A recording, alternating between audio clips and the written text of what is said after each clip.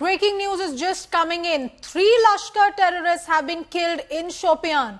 Remember, Lashkar commander Shahid has been killed in the encounter. That is breaking news coming in. 3 Lashkar-e-Taiba terrorists have been killed in Shopian.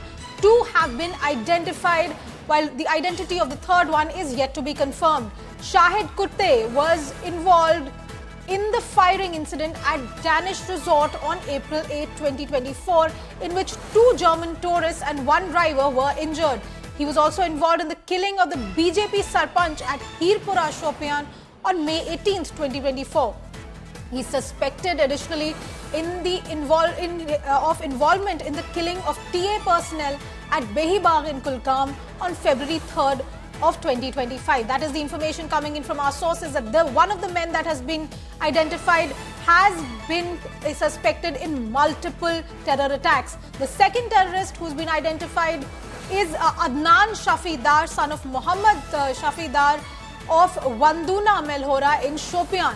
He is suspected of having joined the LAT in October 2024. On October 18th, 2024, he is considered a Category C terrorist of the Lashkar-e-Taiba. He was involved in the killing of non-local laborers at Wachi in Shopian on October 18th, 2024. This is information coming in from our sources about the identification of the men who've been killed in the encounter so far. Mir Farid is joining me live on this story.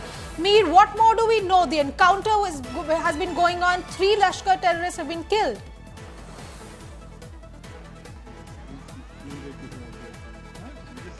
Well, as we have been reporting non-stop on this encounter, now this started in the wee hours when security forces, that's the joint team of police, army, CRPF, got this input about the movement of a Lashkar group in this Kelly. Now, the Keller, which is, this is a place on the high reaches of Shopian. It's a forested area, and the joint forces went in, the encounter started, and now we're getting reports that 3 of them have been gunned down.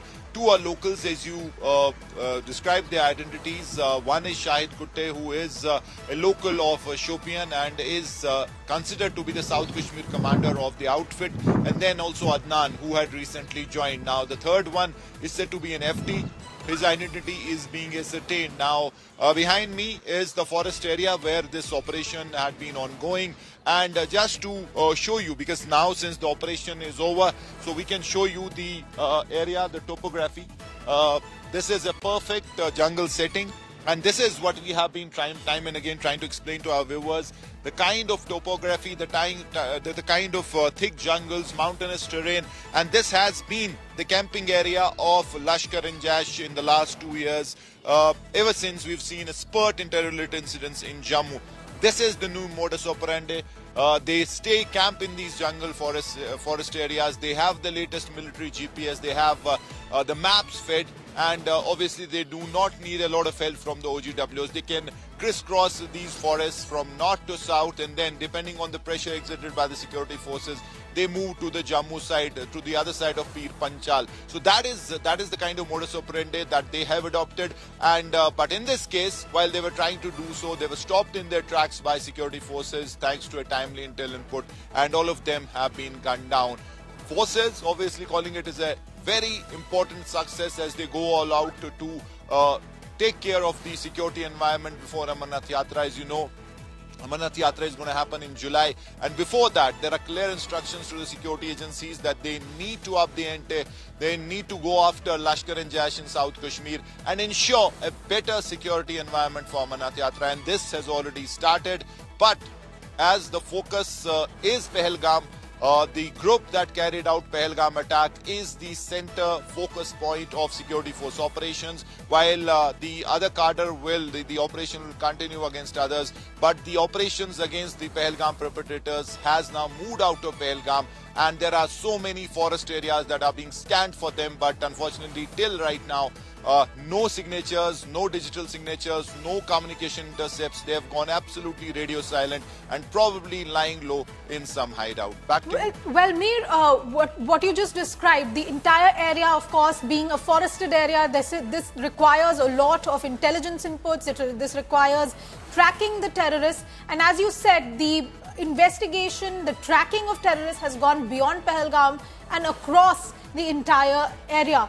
What more do we know about the men who've been killed, the terrorists that who we've killed in this encounter? Because as we just discussed, two of them at least have been identified as locals. What does that really say about the reach of the Lashkar-e-Taiba in Kashmir?